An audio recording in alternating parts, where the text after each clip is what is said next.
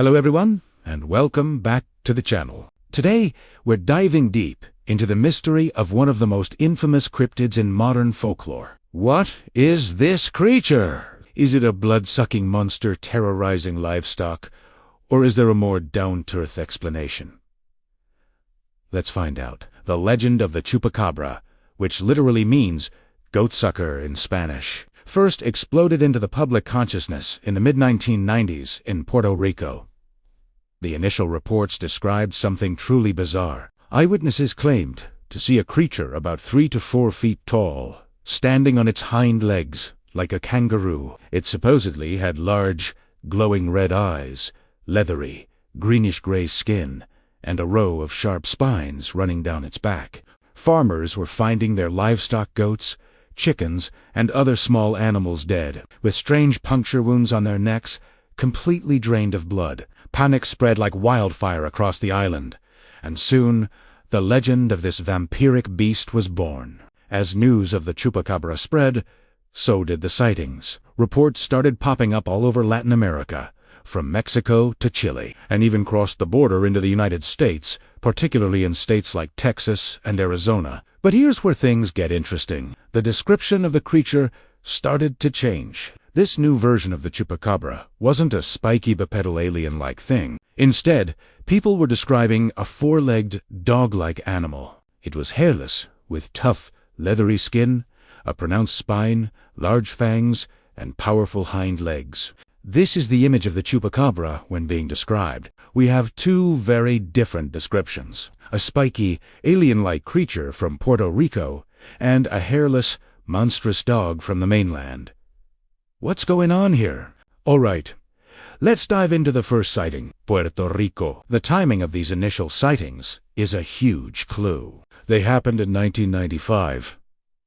And what else happened in 1995? The release of the science fiction horror film Species. The movie features an alien creature named Syl that has strikingly similar features, like the original Chupacabra reports, of being spiky, and a similar posture. In fact, the very first eyewitness, a woman named Madeline Tolentino, later admitted that she had seen the movie Species shortly before her sighting. She said the creature she saw looked just like the alien in the film. It seems highly likely that the movie's imagery influenced her account, and that description then went viral, shaping what others believed they saw. It's a classic example of how pop culture can create a modern myth almost overnight. The media frenzy took care of the rest.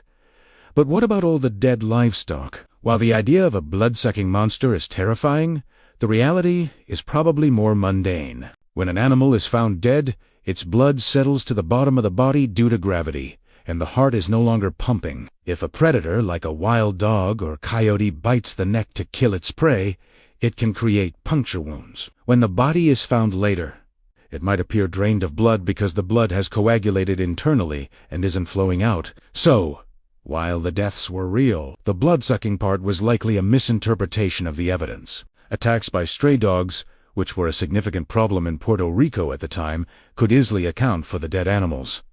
Okay, so that might explain the original legend. But what about the second version? The hairless, dog-like creature seen mostly in Texas and other parts of the American Southwest. This is where it gets strange. People have found and photographed carcasses of these strange-looking animals. For years, these discoveries fueled the Chupacabra legend. They certainly don't look like any normal dog or coyote. This is where science steps in to solve the mystery. Biologists and veterinarians have been able to study these carcasses, and they've come to a pretty solid conclusion.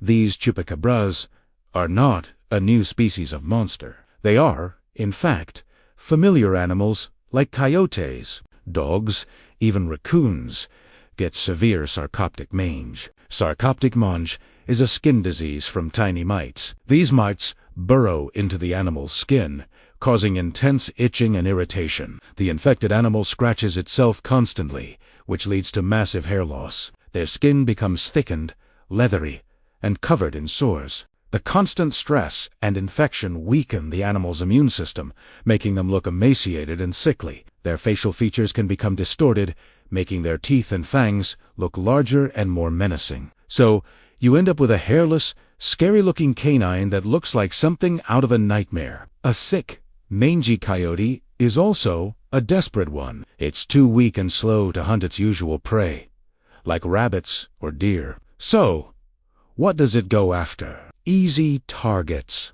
Livestock penned up in a field, like goats and chickens, are the perfect meal for a creature that can no longer hunt effectively. It'll go for a quick, easy kill, often biting the neck or throat.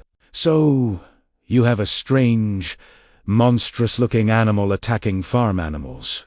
It fits the Chupacabra description perfectly. Several DNA tests have confirmed this. Carcasses that were hailed as the remains of a Chupacabra have been genetically identified as coyotes or coyote dog hybrids. In 2007, a famous case in Texas involved a rancher who found a strange, hairless, blue-skinned creature. Scientists at Texas State University conducted DNA analysis and confirmed it was a coyote with a severe case of mumps. This has been the result time and time again. So, is the Chupacabra legit? The answer is both yes and no. No.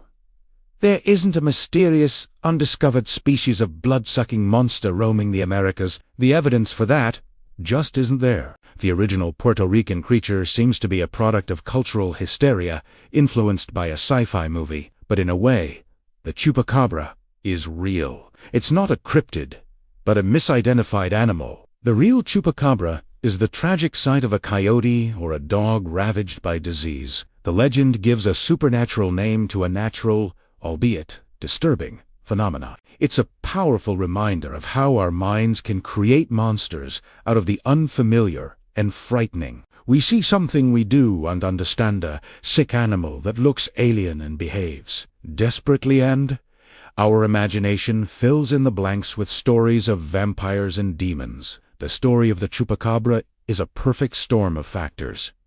Genuine livestock deaths, a vivid initial description influenced by pop culture, media hype, and the very real, but misunderstood, sight of animals with severe mutilations. It shows how a legend can be born, evolve, and persist in the modern world. Even when a scientific explanation is right there in front of us, it's a testament to our love for a good mystery. We want to believe that there are still unknown things lurking in the shadows. And while the Chupacabra might just be a sick coyote, the legend itself has become a fascinating part of modern folklore. A creature that lives on in stories and our imaginations.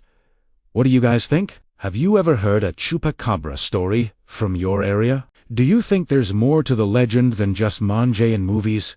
Let me know your thoughts down in the comments. I love reading your theories. Thanks so much for watching. And if you enjoyed this dive into the world of cryptids, be sure to hit that like button and subscribe for more mysteries. I'll see you in the next video.